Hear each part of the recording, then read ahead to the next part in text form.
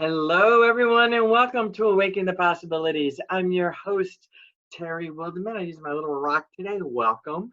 Love my little rock. Awaken the Possibilities is about helping entrepreneurs leap off the stress hamster wheel of life and leap into calm, ease, and flow to become unstoppable intuitive leaders and practical business mystics. So, how do we do that? How do we get to this place where we can tap into ourselves and really grow from the inside out? Well, our guests are spectacular people who have secrets and have experiences that have allowed them to reach specific areas in their lives where they can help others change their lives. And today I have just that kind of guest. I would love for you to please welcome Tanya J. Miller. She's very energetic, very exciting, and she's an author and a speaker and a strategist with the passion for helping people and organizations figure out how to fix things, how to get to where they want to be. So we were talking a little bit before the show, and one of the things that she has that she did not include in her bio, which I told her I was going to talk with her about, is the woman's got an MBA. But you know what she says? Oh, I just have an MBA. Just an MBA. Get that word just out of there, kiddo. That is a big deal. That truly is a big deal. And congratulations, Tanya, for achieving your MBA. But there's a lot Thank more you. to you. There are some facets there that I think, are pretty exciting, that our Awaken the Possibilities audience would do very well to know about you. So tell us a little bit more about you, because I know there's some juicy, juicy stuff in there that really has laid the foundation for who you are today. Absolutely. So again, my name is Tanya J. Miller. As Terry mentioned, I'm an author, speaker, coach, and strategist. I basically help people in organizations figure out how to do life, because sometimes it gets crazy. So I want to help you figure out how to fit the puzzle pieces of life together so that you do life right and you do it well. And it's not my definition of right and well, it's yours, but I want to help you to get to that. And so, Terry, one of the things you said that really was resonating was you were saying, get off that hamster wheel. Sometimes we literally feel like that. So I reference puzzle pieces, you reference hamster wheel, but at the end of the day, it's still helping people to figure out who they are, what they're trying, what it, like you said, being meaningful, being intuitive, and being impactful for what it is that they know that they're here for and they're destined to do. That's right. Now, there's something else that you said that really struck me before the show, Okay. and that was your nonprofit. Can you share with us about that? Because not everybody has a nonprofit. Well, I had a nonprofit Okay. years ago. Yeah, it was a nonprofit that I had. People ask like, so Taylor, this your first time entrepreneur? I was like, well, I guess I can say I'm a serial entrepreneur because I've had a few businesses and nonprofits before. But even though I've dissolved the nonprofit, my heart is still for mentorship and leadership. And that mentorship was a very firm aspect of what the nonprofit was about. It was basically, a lot of times, and it doesn't matter the age, but you need someone that can help you along the way. You need someone that's been where you're trying to go, that can give you some practical advice, but also some business advice as well. And then just someone even to bounce ideas off. And so that was a firm aspect of what the organization, and I actually called it the 20s AD, because it was that It was called the whole what? The the 20s AD. So the 20s being I targeted the young adults between 20 to 29, because literally you go through so many stages in that small time frame, and you need someone to help you along the way. Someone to mentor you. And so a lot of times I felt like that age group a lot of times gets forgotten. People like, oh, well, they got so much going on. They do, but they need some help as well. And so that was why I targeted that age group, and why I kind of named it that. And like you said before, when we were talking, the possibilities never stop. I would always say the destiny never stops. You never get there. You're always going, because you're learning new things about yourself. You're learning more about your purpose. You're finding, more about your passion. And so you never stop. You're always arriving. It's not that you've arrived. So yeah, when you were saying that, when we were talking earlier, I was like, yes, she gets it. Like, oh my gosh, yeah. Oh, yeah. I've been around the block a bit. Oh, yeah. So it's a lot. Well, the fact that you're working with the 20-somethings, or you were working with the 20-somethings, Mm-hmm. it says so much about character and who you are. So I'm curious, Tanya, what led you? Tell me a little bit about your childhood and what got you to where you are right now.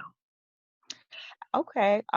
So I would say I am a believer in my childhood. My father was a pastor, and so a lot of what him and my mother instilled in me was that I wasn't here just by accident. I'm not here just to be here. I have a responsibility. I have an assignment. I have a purpose. And one of the things that I share is that my dad would always tell us that when you're not where you're supposed to be, the person that, whether you call it fate or destiny, the person that is going along their journey and their path, that when y'all are supposed to intersect, if you're not where you're supposed to be, they're not going to be able to intersect with you and make path, and you're not going to be able to do whatever it is that you're supposed to do and Right. say or be. And so that always resonated with me, that I had a responsibility to the purpose that was inside of me. And so I kind of looked at that, with everything that I did, whether it was, going through school and doing some of the nonprofit work that I did with the community and the church, whether it was, even in my undergrad that I pursued, I always had a mindset that I wanted to be of help and I wanted to be of service. That probably is why I went to get my MBA where I got it at Regent, because it's, just a heart and mindset of servant leadership. That's a really big thing to me. And so just knowing that I'm not just here, I have a responsibility, I have an assignment. And so that often resonated in the things that I did, and it kind of got me to where I am today with the business that I have. So, I have a business, but at the end of the day, even as an entrepreneur, you still have to serve. You still have to hear the needs of your clients, your customers, your audience, your tribe, whatever you call them, and be able to meet them where they're at and to help them to not just see what's in front of them, but what's down the road, and to help them to navigate those life journeys. And I love that word, navigating. It's a word that I use a lot too. And, when you can help people navigate their experiences, navigate their lives, navigate their businesses, navigation is about discovery. Mm-hmm. Navigation, we're a Navy family, okay? So Okay. we're all about, we don't sail, but my husband and my daughter, they have driven big ships, Navy ships, and they rely on the navigators to take them Mm-hmm. to where they want to go. And we are the navigators for our clients, because the stars, Absolutely. the moon, the sky, the water, all of it is integrated in getting the ship to where it needs to go. Now, of course, Mm-hmm. they have modern day instruments to be able to do that today. But in the olden days, they didn't have a lot of the modern instruments that they had. They relied on the sun, the moon, the stars, Mm-hmm. and we are that for our Absolutely. clients. So, Yes. one of the things that you say that I love is to live an unapologetic life on purpose. So Mm-hmm. when you do that from the space of being a navigator, can you tell me more Mm-hmm. about that? Because living an unapologetic life can be very challenging for folks. Absolutely. I get a lot of questions. Everybody says, Tanya, that sounds like a loaded statement. I said it's meant to be. It's meant to be And a to be. loaded statement. Oftentimes, even just saying that to a client or an individual, or even, as I'm speaking to an organization, they kind of take a pause. They're like, well, wow, like, I don't know if I'm doing that. Like, I don't know if I'm being my true, authentic self. I don't know if I'm giving everything. I don't know if I'm even pleased with myself. Not anybody else or what they think, but like, am I unapologetic? Like, am I being 100%, what I'm supposed to be, what I'm supposed to be saying or doing. And so a lot of that, like you said, as a navigator, as a strategist, as a coach, I kind of get you to start asking yourself those questions, not to be unruly or to be, what's the word? Not to be, a nuisance or anything like A that. I'm not trying disruptor? to, Are yeah, you a not to be a disruptor? disruptor. Not for them to be a disruptor in a negative way, but to be a disruptor, to like take a pause. Are you where you want to be in life? Are you pursuing the path that you had in mind? Are you happy? You know what I mean? And so a lot of times, and it's funny you said that. I actually had my god sis was saying, she actually gave that exact word. So when you said it, it brought that to mind, disruptors, because you call out the things that need to be said sometimes where people have kind of been sweeping them under the rug, and kind of ask kind of ask them, like, is this you? Like, if this is not you, if this is not what you had in mind, if this is not where you're supposed to be, as a navigator, as a disruptor, let's make a better plan. Let's put you down a different path, and let's get you back being who you're supposed to be, authentically, unapologetically. You know, that apology thing, women tend to say, I'm sorry for everything. And Wow. Wow. I'm sorry. I'm sorry. I'm sorry. And every time Yes. somebody says that, there's a time and a place to say I'm sorry, by the way. And that time Yes. and place is really, you really, when it's that time and place. But a lot of, and I'm going to say women, not more so women No, than men. you're right. You're The right. we say, oh, I'm so sorry. And, I didn't mean that. What are you apologizing for? I What was are you literally, blasted apologizing for? And they look at me, and it's like you're in the habit of constantly saying, I'm sorry. So in the end, yeah, when it really is time to apologize, does it really have the meaning and the this, impact that it's supposed to have? you're absolutely You true. know? I was actually, if I can tell a quick story, I was at the grocery store last year sometime, and the lady in front of me forgot something. And she was like, I'm sorry, I gotta go back. And the cashier, like, she almost took her hands and was like, why are you apologizing? We need to stop saying we're sorry. If you Yeah, forgot something, there's no reason to apologize. It's exactly. okay. Like, it was such a like moment. Like, the cashier, myself, and the lady were just kind of like, she's talking to us from a place of not just, like you said, from the moment, but from life. She was like, we need to stop apologizing. Yeah. Why would you apologize because you forgot something and you need to go get it? It's a need. You're apologizing because you need something. You're apologizing because you had life happen. And so, like you said, as women, we do it way more than Oh, unnecessary. it's chronic. It truly is Yeah, chronic. And a lot of that is also inherited because we get that from the environment where we live. Like I said, there's a time and a place to apologize, and you really want the apology to be heartfelt, and you want the apology to be sincere. To apologize because this fell off the desk, or to apologize because I'm wearing the wrong glasses. I picked up my husband's glasses instead of mine. I mean, it's like, oh, come on. you're right. You're right. And so, So ladies and men, but ladies, mhm. knock it off.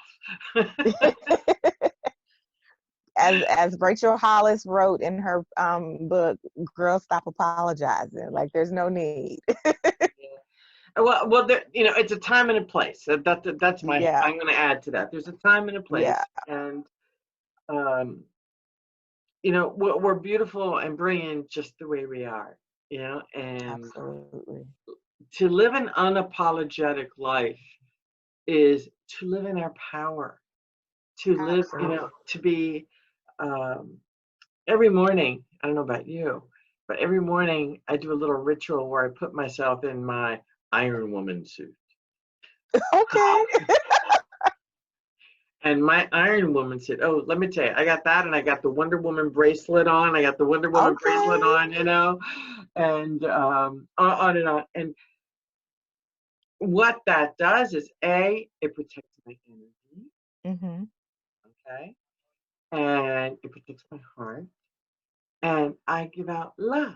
And I only allow love in. So, girl, what do you do in your to live your unapologetic life? What's your ritual in the morning? I would say definitely having, a time of solace, whether you're praying, you're having a moment of meditation to center yourself, whatever that looks like for me, it's kind of both, just centering myself, praying, meditating, and just no matter what happens today, I still have a purpose. I still have things that I was going to do today.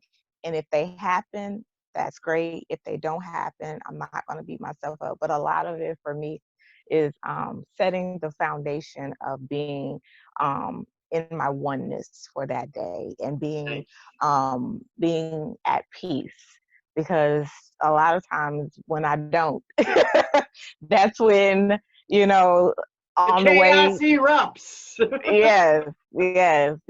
And so a lot of it for me is just having that time, that space to get in oneness with myself and to be um okay. Be okay with Yeah, what comes. good for you. So let's pretend that I'm your client. I would love for you to share with me how you would guide me to lead an unapologetic life. Definitely, I would ask, what are the things that you're wanting to work on? What are the things that you're doing right now? I would kind of listen. Um, I'm very much a lot of times a listener, and so as you're beginning to tell me some things, I'm picking up on the clues that you're not saying. I'm picking up on even the things that are coming through with your body language and how you're responding. And so a lot of that are early initial intake, if you will. I'm getting a perception of what you're saying versus what you're not saying, and then we'll kind of go to that next piece to where I'll repeat it back. As the coach and a counselor, they do that. Okay, so I heard you say this. Is that what you mean? And so I want to synthesize that and really get an understanding, like, this is what you said, but this is what I picked up. So are we working on this, or are we actually talking about this? And so a lot of what I do, working with the coach and client, a lot of people say, Tanya, you're very different in your approach. I'm like, yeah, I like to listen because I like to listen, see, and feel, because you don't always say what you mean. Like you said, Oh, we apologize, and that's not really what's going on. We might be apologizing because we picked up, like you said, the husband's glasses, but the reality of the fluttering and the is because you have a big announcement and a call coming in, and you're flustered, and that's really what's bothering you because you're waiting on news from the doctor. And so that's a lot of what I do initially, because I really want to get that understanding. And as we begin to do the work of those things that both you said and I picked up, we begin to really uncover what's really keeping you from being unapologetic. What's really keeping you from being able to put the pieces together? Because a lot of times, like I said, there's a lot that's not said, and I started uncovering that, and I started digging into that, because there's no point in me just working on what you say when that really won't fix things. So I started digging into that, and we work on that throughout the relationship. And yeah, it gets heavy, but it's necessary. so, and that's just, oh, I believe me, I understand because that's where I go with my clients too. And so, yeah, it's a wonderful thing. And it's something we have to do with our clients, do we not? We have to hold the mirror Absolutely. up, because if we don't hold the mirror up so that they can really see themselves for who they really are, the beauty within. Oh, wow. So many people, men and women, they just, it's too hard for them to look in the mirror. Wow, it's too hard to be yourself with yourself. Yeah, isn't it? It's intense. It can be really, really intense. So, Tanya, one of the things that we do when we do this kind of work is we have an ideal client, a kind of client that we want to attract to ourselves. Who are the kinds of people that you love to work with? Um, I kind of get that question a lot, like who's your ideal client, who's your audience? I would say it's someone that, number one, gets my vibe. You know, you can't always work with everybody because everybody may not connect to your Right. style and your flow and how you do things. And so, we would have to kind of connect on that. Not necessarily you have to be my same age or my ethnicity, my gender, any of that, but you have to be able to. What you have to be able to hear my voice and it carries weight, if you will, and it carries understanding. And so once that's kind of established, um, I would need to know that I'm actually capable of helping you, because as a coach, sometimes I'm a coach, but you may need a therapist and a counselor more than what I need or licensed to do. And so even in that early stage, kind of discussing that and kind of seeing, because if you still need to do some of that inner work before I can help you with the outer work, that needs to happen first as well.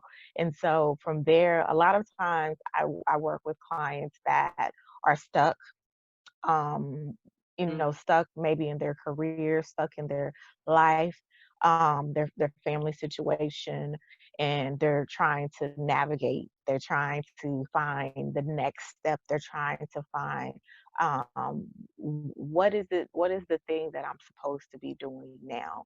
And so I work with a lot of clients that definitely are at that passage, that intersection. I work also with a lot of clients that are trying to figure out, well, what is my purpose? What is my passion? Like, I don't know what I'm supposed to be doing. Like, I get it, like, well, I don't know what I'm supposed to be doing, Tanya. And I'm like, okay, you're probably already doing it. So let's start digging into that. Let's start Mhm. talking about what you're already doing and making that make sense. And so I work with a lot of clients in that vein as well. And then, like I said, I also work with clients that kind of to uncover the leader that's already within them. Mm, Kind of, like you said, showing the mirror to them, showing them their Wonder Woman, showing them their He-Man, their Iron Man that's already there, and beginning to pull back the layers to uncover that so that they can walk in the fullness of their authority as a leader as well. So a lot of times from the coaching standpoint, those are the clients that I work with, and we tackle a lot of those topics and things working together. excellent. So one last question. hmm What is your super strength? Um, I would say I am a intuitive listener that listens with discernment, and so uh, a lot of times I feel like I'm able to hear more than what you're saying, and I'm able to interpret that back to you and to be able to clearly communicate what you aren't able to communicate. Um, One of the businesses I had a while ago was kind of doing that when it came to helping startups to figure out what their mission statement was, what their goals were, what their vision was. I helped. That was a lot of what I did when I worked with my prior business I had with startups and entrepreneurs. And so they would always say, Tanya, I feel like you said everything I was trying to say, but I didn't know how to say it. I didn't know how to And say it. so that is what I definitely feel that I am great as is intuitive listening with discernment. Brilliant. Absolutely brilliant. Now you wrote a book, correct? Yes, yes, And can you several tell us, actually. can you tell us about your books? Sure. So the first project I had, which was kind of the launch of the the new business is called Mind Matters, and it's talking to you about getting out of your head and jumping back into life because we get stuck. And so I wanted to help you figure out how to get unstuck and back on purpose. And I wanted to help you not just as the perfect person that is stuck, but also for the person that sees that that person is stuck and not sure how to talk to them, not sure what to say. Because a lot of times people say the wrong thing, just get over it. It's not that big a deal. You cannot say that to someone that's dealing with, a crisis, a mental health situation. They need a little bit more. So that was the first project I did. I did a book and I did a journal. And then the second project I did was called Things My Mama Said. And it's about love and life, the love of our mom, trying to teach us how to do life right and well. So there's 20 sayings, some crazy stories behind some of those sayings, but the life lessons that we learned along the way that we wanted to share and tell about with my audience. And so there's a book, and then we did a prayer journal with that. And then there's a third book that's called A Project. It's a mini book, so it's a mini book and a mini guide, and it's called the Pro Series. And it's reminding you that the provision starts in you. There's purpose already in you, and you just have to start remembering that, because there's a pro in you. Like you said, there's a hero in you, and so I remind them of that. Or a shiro. A hero or a shiro, That's right. absolutely. Yeah. And so the fourth project is actually coming out real soon. It's called Motivated Effort, and it's just reminding you that the motivation is the inside job. The effort is the inside job. It can't come from anybody else. You have to be the one that keeps you going and keeps you pushing, because it starts with you. It starts with you. So that's the fourth one that's coming out. So I'm excited. Well, I guess I congratulations. got the bug, and I love writing. And where can folks pick up your books? The books are available on Amazon and Barnes and Noble, as well as my site on Amazon. The books are available, audio, digital, and print, because I'm an audio girl. I love audiobooks. So I was like, I have to Right. make sure my books are in audio. So There you go. the books are in audio, digital, print. The journals are just in print. And then, like I said, the books are also at my website called shop.tanyajmiller.com. So you can get my books. If you guys are able to see my lovely shirt that says Real and Righteous, I have what I call message merch. So I have message tees and message buttons. I kind of fell in love with buttons. And so I have different buttons and different message merch, if you will, that has messages that resonate with helping you to do life unapologetically. So there's all different things on my website at shop.tanyajmiller.com as well. Very nice. Okay. Well, thank you so much for being here today and showing us what it's like to live an unapologetic life and on purpose. Thank It you. was I a lot of appreciated it. fun.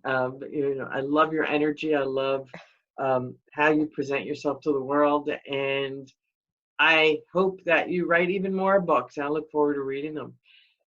Okay. Thank you so Thank much you. again I for being here, appreciate it. Tanya.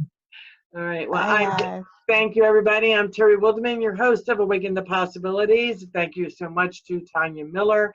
And I am wishing you your best week ever. And we will be seeing you on next week's show to your success. Take care and see you again soon.